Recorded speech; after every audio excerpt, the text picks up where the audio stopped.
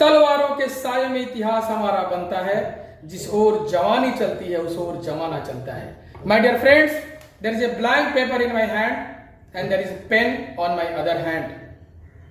This blank paper is like a India and this pen is the like a youth of India.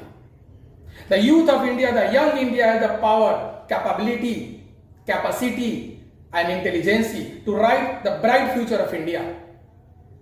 और इससे मैं कहता हूं कि हमारे हिंदुस्तान के संसद भवन में युवाओं की प्रतिशत बढ़नी चाहिए।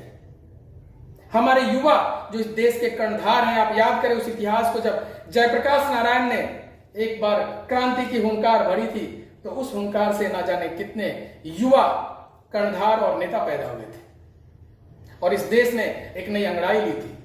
ठीक उसी तरह से हमें इस देश में युवा क्रांति की जरूरत है, जो देश को धर्म जाति संप्रदाय से उठकर राष्ट्र हित में काम कर सके। हमें खुशी होती है जब हेमा दास और रविंद्र भाटी जैसे लोग जो निर्दलीय चुनाव लड़ते हैं और संसद भवन और विधानसभा में जाकर अपनी आवाज को बुलंद करते हैं। ऐसी बुलंद आवाजें हमें चाहिए।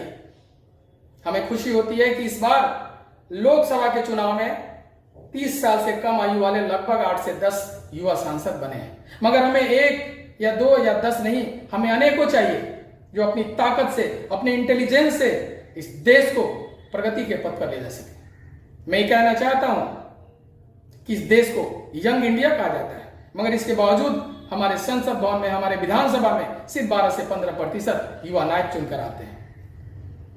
हमें रियल नायक की जरूरत है, हमें पिक्चर के नायक की जरूरत नहीं है। हमारे सेलुलाइट पर दिखाने वाले जो रंगीन सितारे दिखाई देते हैं वो फिल्मों में अच्छे लगते हैं, लेकिन हमें यहां पे टाइगर जयराम महतो और रविंद्र भाटी जैसे लोग चाहिए।